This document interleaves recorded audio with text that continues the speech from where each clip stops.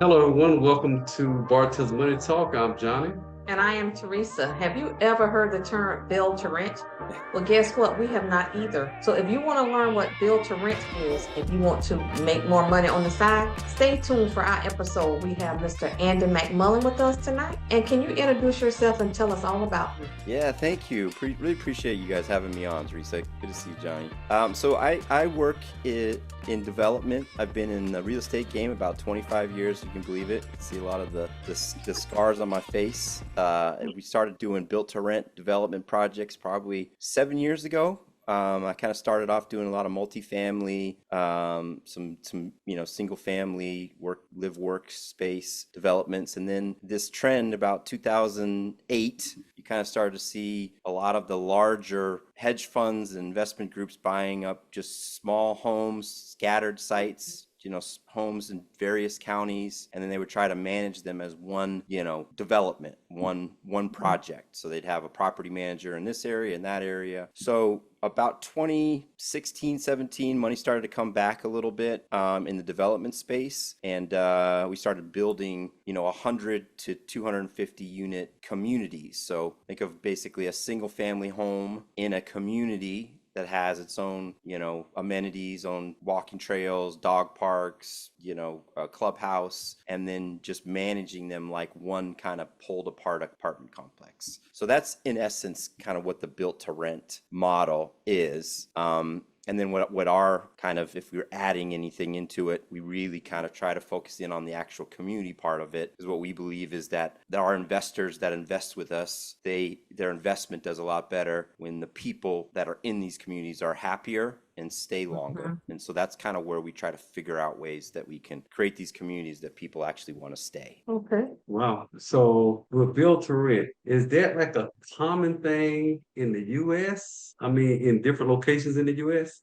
Yeah, well, if you think about, built to rent, kind of the name itself, it really is developing an apartment building, right? That you're building for people to rent, right? We kind of That's what I know think. building homes Mm-hmm. usually for people to buy, right? So you'd be like a Right. home builder, D.R. Horton or somebody like Toll Brothers. They'd build a large complex and then they Mm-hmm. Yeah. sell those off to individuals, Yeah. right? Mm-hmm. And what's happened over time is the purchase price of those homes keeps going up, and Yes. there's no new supply, right? No new homes are coming on the market. So as a result, you've got all these people that want to rent. There's no spaces in some of these apartments, and even if they are, they still can't have their backyard and barbecue, and they don't have any Mm-hmm. grass, etc. So as a result, we'll build this apartment horizontally and manage it just in that same way that we would as a community, but they're all single family, 14 to 2400 square foot homes for rent. So we as a group will own the homes and then rent them out to that end user who wants to live in them. Okay, because like what I saw, maybe last year they featured a show or maybe a news article, whatever, in Atlanta, Mm. where a developer came in and built all these beautiful homes for people to rent. And so if I'm understanding you correctly, the why behind this is because number one, there was no space, nothing going on the market, and mainly people were not able to afford to buy a home. That's Is that exactly the right, main Teresa. So reasons why? yeah, so if you kind of think about it, our target, which we thought was going to be the millennials, kind of in their family formation Mm-hmm. years, right? Where they Mm-hmm. might be in their 30s, they're starting, a 2, 3, 4 bedroom home. They would love to. Well, what we kind of discovered is that one, even those that could afford it don't really want to live in an old home. They like the new stuff with the new tech and the Mm-hmm. backyard, and they like the community living, and there's not a Mm-hmm. stigma in the way I grew up where you might have one home or a couple homes in the neighborhood that were maybe neglected, right? Because the Mm-hmm. landlord didn't take care of the grass or whatever that was. So the stigma is gone. So people like the idea of living in new stuff, and they love the idea of having a community where the landlord us in this case, does everything, cuts the grass, creates the pretty walking trails, has the playgrounds for the Wow. children, has the clubhouse and all of that. They get to live there for a reasonable, affordable rent. So it might be if an apartment maybe in the neighborhood was, you know, $1,600 a month, we might be at $1,800 a month. But people like them. Now, in addition to kind of the end user, a lot of the communities, the municipalities love having us there because there's green, it's green and it's not these kind of half-done apartment buildings. Once you build a home, you can rent it out. So there's taxes for those communities. So it's a much kind of, we are still in the early innings, I think, of this trend. But when you think about it big picture wise, it makes sense that most of Wall Street kind of owns the apartment market ultimately because there's very little supply. This is where people will want to be investing their money. Okay. And so I want to pick Andy's brain a little bit because like we are Bartelle's Money Talk, and let's talk about the pros and the cons a little bit. So I need you to help me with that. So the pro of going into a build to rent home is you don't have the property taxes, you don't have the homeowner's insurance, you don't have the HOA, you don't have the maintenance fees, the water fee, the trash bill, you know, everything that comes with it. Yeah, with owning a home. Okay, so those are the pros. And what if you have a couple who maybe can afford to buy a home, but they prefer to live in a build to rent home? How does that affect them, like as far as investment and equity? Where I think it's a little bit different. And you guys, I know, go to a lot of the kind of what are the trends out there. And I think you see a lot of the young people that come in that maybe even, you know, our generation wanted to have this home. This was kind of the asset, right? This is where most of the equity was formed. And now in the younger generations, you've got these folks that can buy a business on their phone, right? They can buy a crowd share of a TikTok, of a coin, of whatever they want, right? So they can do their Bitcoin, etc. So there's all these kind of additional opportunities for them living in a 1960s or 70s home where they've got to fix stuff and they've got to cut their own grass, and maybe the equity exchange is not quite there, and they're paying 7% for their mortgage or 8% when we maybe only pay 2 or 3. There's a lot less incentive for a lot of those buyers. Now, the other part that we probably should have predicted, but we didn't, was how many of the empty nesters love these communities as well. And the reason is because they're going to live much longer, they're active much longer, they love the idea of having their barbecue and their grass and let the owner take care of all the other stuff, right? They don't want to necessarily go to the assisted living projects, they don't want to go to an apartment, they like knowing their neighbors for those active years after the kids have left the house. So that was kind of the other, you know, let's just call it demographic that's moving into these communities. Now, just if I can, just because you asked about what's the benefit, I think the benefit for the people that are out there listening to this podcast is when you think about those opportunities that are out there, try to think of what's in that path of progress. Like when you're kind of considering what's the next realistic phase of what we're investing in, you know, you've got the technology. It's kind of easy to see, well, there's probably something that's going to be having to do with AI, right? Or there's something that's going to have to do with data centers. But where do you think people want to live? And in most cases, people want to live in nicer spaces, a little further away from a lot of what's happening in some of the city spaces. And they want to have, you know, they want to be in a community, right? And so that's kind of why I think for a person that's out there looking for their next opportunity to maybe invest in something that makes sense, think of the things around where this built to rent trend go. And that might not be just the developments itself. It might be what's offsite, you know, how are communities being built quicker offsite. It used to be kind of a faux pas to call anything kind of, fractional building, right? You wouldn't want to say that you were bringing a double wide or something like that. But basically, almost all of the communities now, there is some efficiencies, right? So it might be in the property tech. Our communities have remotes that they can turn on their air conditionings on their way home. So things like that you hadn't really thought about as a person who's living in a home, whether you buy it or you rent it. It sure sounds intriguing. It does. I mean, if you don't want to necessarily have the Additional cost of owning a home, build to rent sounds like the way to go.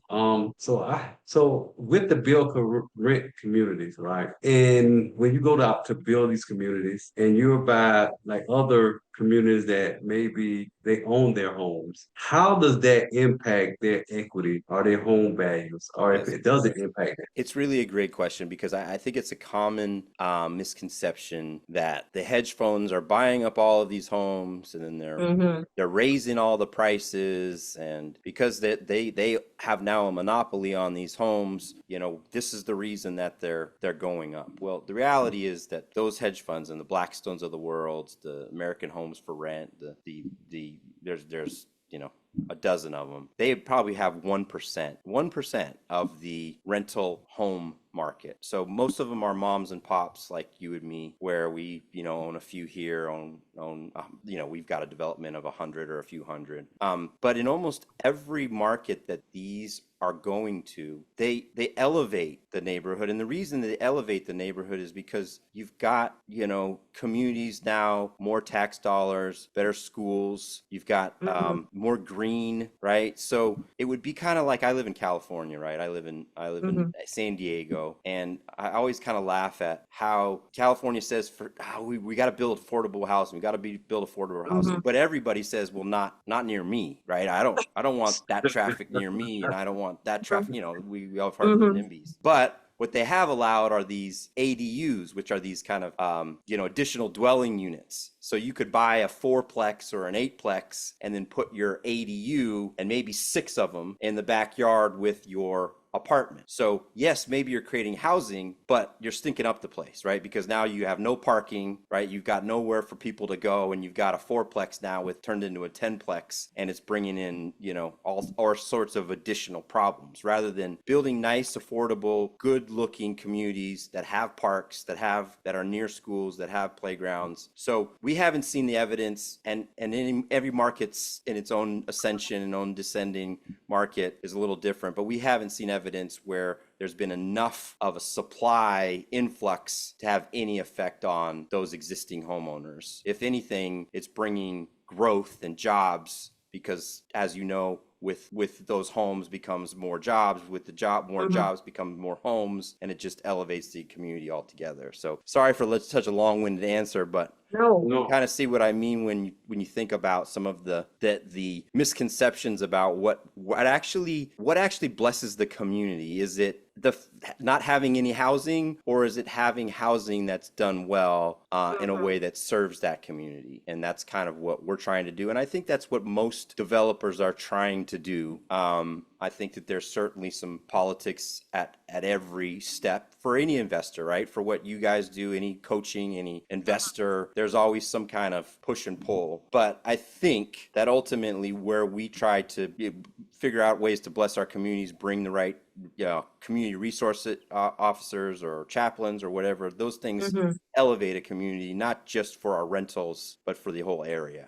Okay, so now that we're talking about homeowners, okay, so this question is for our homeowners. If they are concerned about the build to rent being in their neighborhoods or near their neighborhoods, a lot of people are concerned about safety now. Yeah. So when you bring renters in, what type of screening is done before you say, yes, here are the keys? Right. So what I think you'll find is in many of the communities, so we've got at various stages, we're working on 4 different developments now. So some of them are already leasing, some of them are done with entitlements, but we're just building the streets and the roads, utilities. So everyone's a little bit different. But if I was just to kind of generally give you an idea of the type of renter that would want to be living in a built to rent community, it's typically somebody that has 3 times their rent, right? They make 3 times their rent. So if they're, it's $2,000 a month, they're making $6,000 a month. That's typically qualification. It's typically, north of that 680 credit score. It's typically a family with, a dog or 2. So when you think about those kinds of folks, that maybe you're associating in with kind of a transient. I don't mean transient in the pejorative sense, but transient that they're moving from place to place. Maybe it's a single or a couple of roommates that are going from apartment to apartment. Typically in these built to rent communities, we're building them so that they stay. And the reason they stay longer is because they know their neighbors, right? They don't have somebody banging above them or below them. They're out walking the dog and they see them, right? So those are the kinds of renters that we're going after. And for the most part, when you think about it, anytime something new comes to a community, it usually does elevate it because there's certain requirements for us to go in and develop that we've got to add more dollars to the schools, right? We just had to donate more land for the roads, right? There's always infrastructure that's part of the kind of entitlement process, right? So that you are bettering those communities. So I'm not saying that those concerns aren't warranted. I'm just saying that we have to address those because those are the most important thing. That's what we're building for is the community. And the worst thing that we can do is tick off the community before we even set foot in the community. Sure. That's true. And Andy, you said something previously before that, and I want you to kind of spell that acronym out. It was ADU, I think you said. Yeah, so basically it's an additional dwelling unit. Okay. ADU. So in California, and they have them in a lot of places, they're kind of, think of like a small home, like a not even really a home, might be 600 square feet, maybe almost like, you know, a shack or a home, might even have a kitchen, it might not. But it's basically an additional dwelling unit that you can unilaterally put on your property in most areas of San Diego without a whole lot of, you know, going to city council meetings and showing the neighbors what you're doing. That's a way of creating housing.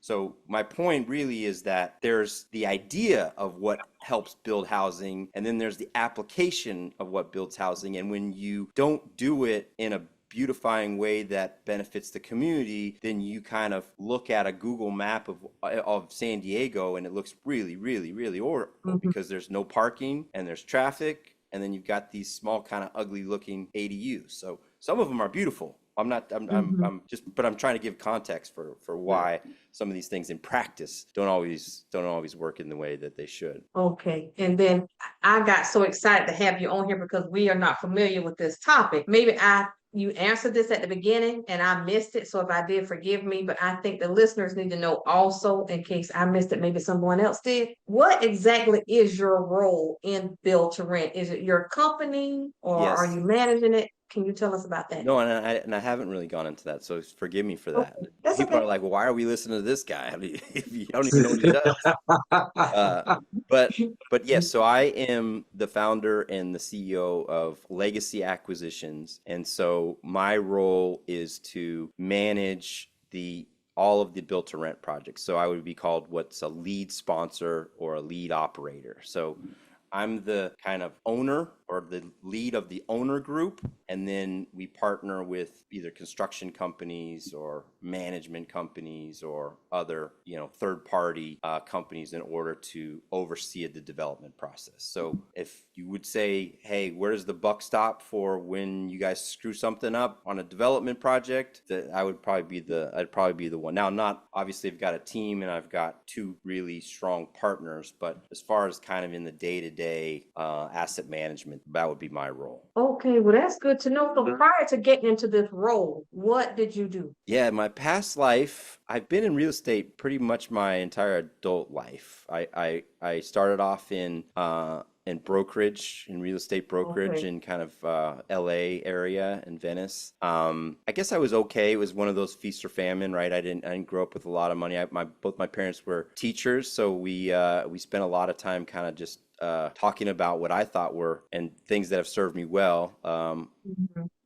Discipline and hard work, but we certainly didn't have the Bartelle's money pot very often at our table, right? We didn't either. We didn't either. And so as a result, I probably I think that we probably, you look back on your life now, right? It's God always had the wheel, and there's certainly things that always worked out for some whatever reason, and certainly it doesn't feel that way, right? We kind of bounce around from time to time. But if we were making a movie and there was the straight trajectory all the way through, kind of started off in brokerage, then to development, then to buying apartment buildings in a lot of the South. So Texas, Carolinas, Louisiana, Alabama. And then we started really trying to focus in on, and we owned some things in California. California just became a little more difficult with every year to buy and own things. And then ultimately the Build to Rent over the last 7 years or so. That's a big job. So, big job. Yeah. And what if someone wants to get into this? That's what I was thinking. Yeah.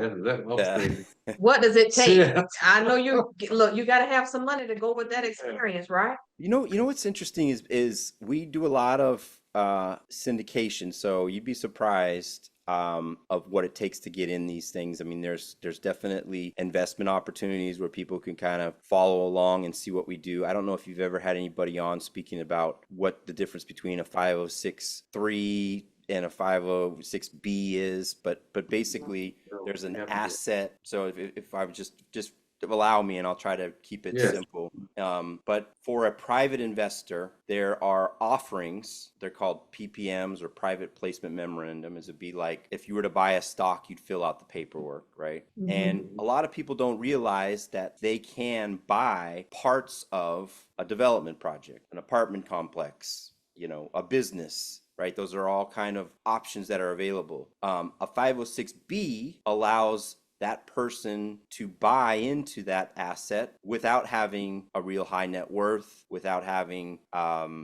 without having assets, but they've got to kind of know me, right? They got to know the person that they're investing with. That's kind of the rule, right? So after a while, we've talked now, and then we talk for the next few years, and at some point, you guys say, "Hey, Andy, I'd like you to invest in Bartelle's, syndication 1 or whatever 6," and I would say, "Okay, great, I can sign that up because I have a relationship with you." A 506(c) is for accredited investors. An accredited investor, really what the IRS code calls anybody that has over 200,000 a year or 300,000 as a couple that they make in income, or a $1 million net worth without their home, right? So that's what would be a 506(c). So there's opportunities for folks that are listening, if they are in either one of those categories, if they want to invest in apartment buildings or syndications or businesses, there's opportunities to do that. And I'd be happy to educate people. Our team would be happy to educate people if anybody's interested in learning more about it. It's good to know. That is good to know. So how often do you get like new investors that come your way? Because I know you've been doing this a while, and I'm sure when you start talking about it and people say, "Hey, I would like to invest," how often do you usually see that occur? Yeah, and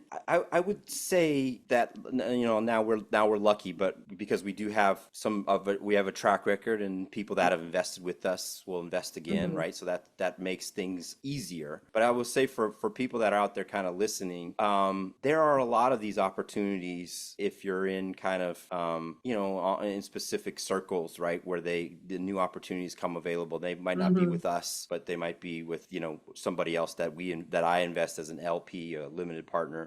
But to answer your question, Johnny, I mean, there probably every year there's some opportunity where it's, "Hey, would you like to be a lender?" Right? You don't have to have any paperwork done. Would you like to be a lender that would get a monthly 12 to 18% return in exchange for lending that money to a real estate project, right? That since 2022, 2023 has become a trend. And the reason is interest rates are a lot higher now. Flow of capital is a lot, it's a little clunkier, the process, right, to get capital. So there are opportunities for people that are listening to your pod to lend. So when you lend on something as opposed to just investing it, you're paid monthly. You typically sit higher in the capital stack, as they say, meaning you're paid before investors, right? Because you're a lender, you're paid before investors. And in the past, where maybe you could only get 2 or 3% in a money market, now you can get 5. Well, that just kind of pushes everything else up. So now the cost of capital is 12 to 15 or 18%. Now, the reason why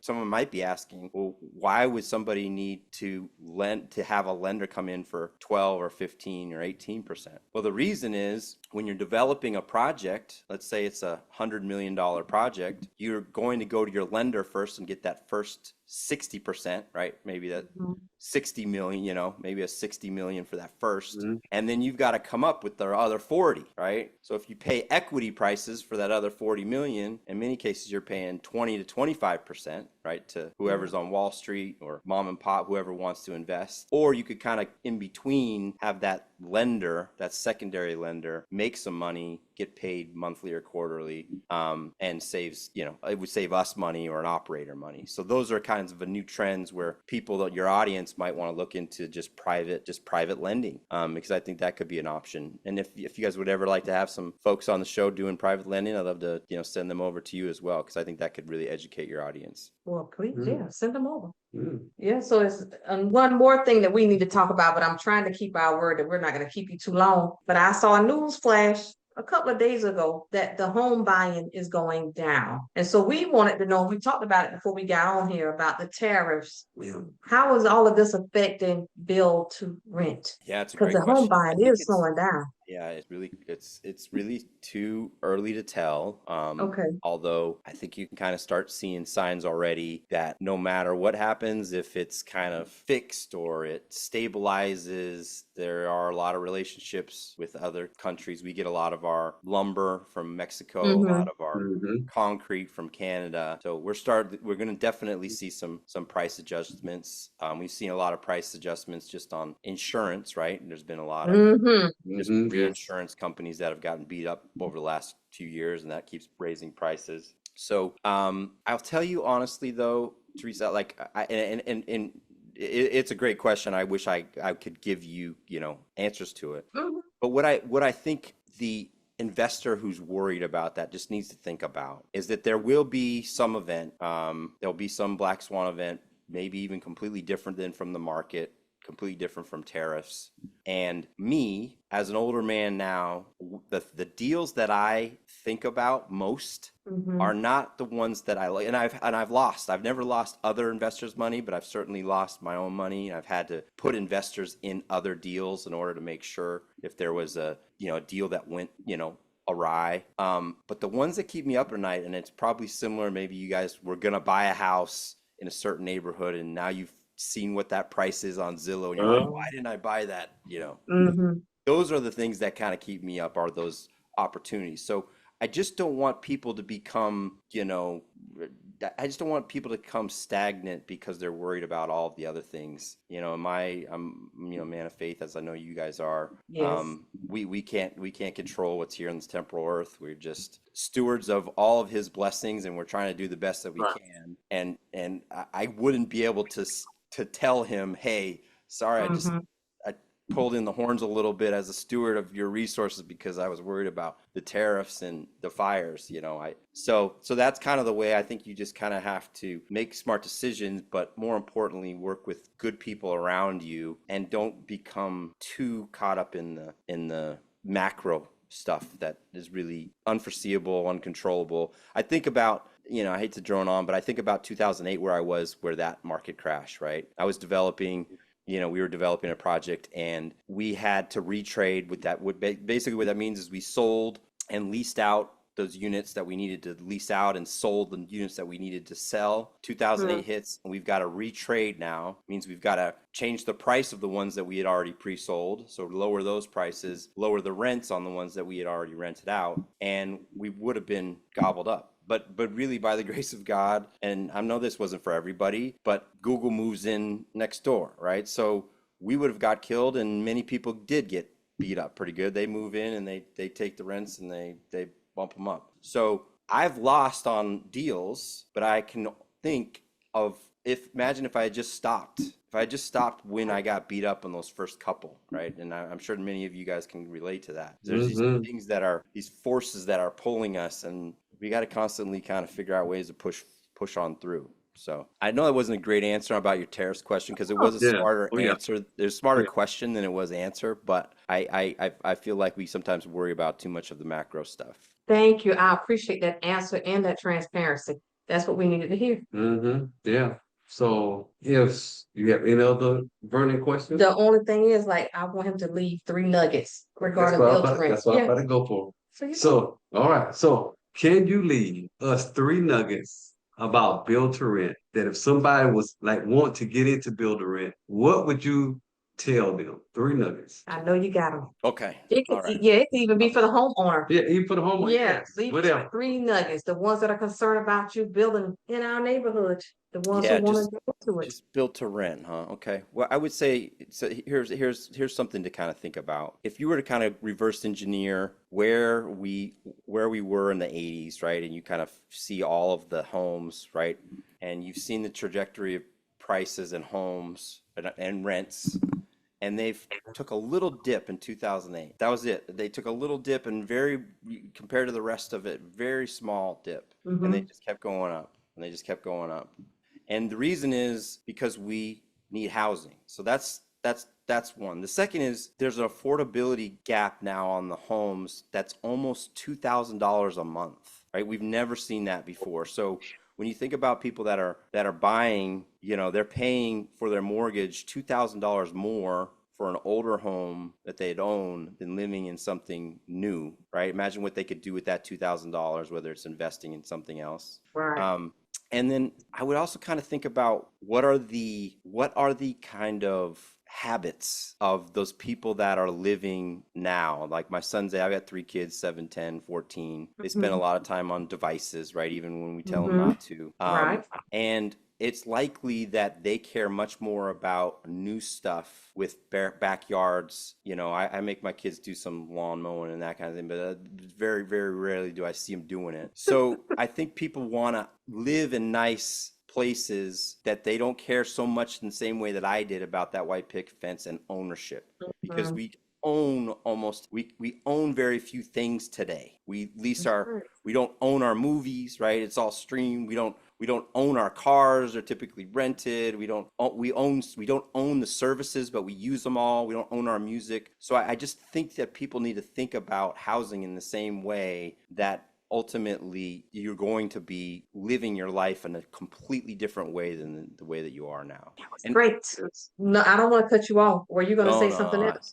I was hoping that we get to more big picture stuff, because I have a feeling that we probably put some people to sleep on the build to rent. But if we didn't and they're still around, please feel free to reach out. I'm on LinkedIn. Our website, Legacy Acquisitions, has a lot of data, not just on build to rent, but on investing in real estate and cash flow in general. And would love to be a resource for anything that you guys need as well. I appreciate you guys having me on. You're so welcome, and you'd be surprised. We probably didn't put them to sleep because we have young men that are trying to make money that really pay attention. So the information that you provided could possibly be a game changer and a life changer for someone. I'm telling you. Okay, and one more thing. I know that you guys have done this as well.